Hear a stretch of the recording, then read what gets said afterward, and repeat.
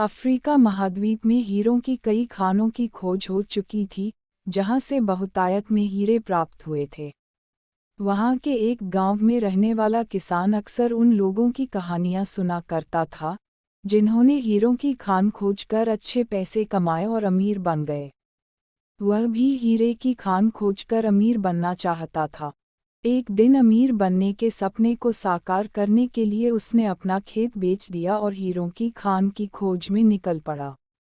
Africa के लगभग सभी स्थान छान मारने के बाद भी उसे हीरों का कुछ पता नहीं चला। समय गुजरने के साथ उसका मनोबल गिरने लगा। उसे अपना अमीर बनने का सपना टूटता दिखाई देने लगा। वह इतना हताश हो गया कि उसके जीने की तमन्ना ही समाप्त हो गई और एक दिन उसने नदी में कूदकर अपनी जान दे दी।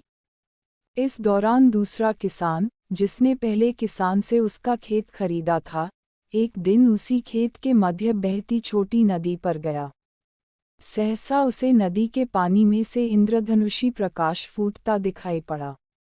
उसने ध्यान से देखा तो पाया कि नदी के किनारे एक पत्थर पर सूर्य की किरणें पड़ने से वह चमक रहा था। किसान ने झुककर वह पत्थर उठा लिया और घर ले आया। वह एक खूबसूरत पत्थर था। उसने सोचा कि यह सजावट के काम आएगा और उसने उसे घर पर ही सजा लिया। कई दिनों तक वह पत्थर उसके घर पर सजा रहा। एक दिन उसके घर उसका एक मित्र आया। उसने जब वह पत्थर देखा तो हैरान रह गया। उसने किसान से पूछा, मित्र, तुम इस पत्थर की कीमत की जानते हो? किसान ने जवाब दिया, नहीं, मेरे ख्याल से ये हीरा है, शायद अब तक खोजे गए हीरों में सबसे बड़ा हीरा। मित्र बोला। किसान के लिए इस बात पर यकीन करना मुश्किल था। उसने अपने मित्र को बताया कि उसे यह पत्थर अपने खेत की नदी के किनारे मिला है। वहाँ ऐसे और भी पत्थर हो सकते हैं। दोनों खेत पहुँचे और वहाँ से कुछ पत्थर नमूने के तौर पर चुन लिए। फिर उन्हें जांच के लिए भेज दिया।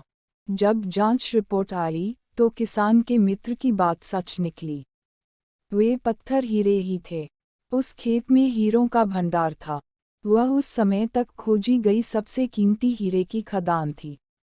उसका खदान का नाम किम्बले डायमंड माइंस है। दूसरा किसान उस खदान की वजह से मालामाल हो गया। पहला किसान अफ्रीका में दर-दर भटका और अंत में जान दे दी, जबकि हीरे की खान उसके अपने खेत में उसके कदमों तले थी। सीख, मित्रों, इस कहानी में हीरे पहले किसान के कदमों तले ही थे, लेकिन वह उन्हें पहचान नहीं पाया और उनकी खोज में भटकता रहा। ठीक वैसे ही हम भी सफलता प्राप्ति के लिए अच्छे अवसरों की तलाश में भटकते रहते हैं। हम उन अवसरों को पहचान नहीं पाते या पहचान कर भी महत्व नहीं देते, जो हमारे आसपास ही छुपे रहते हैं।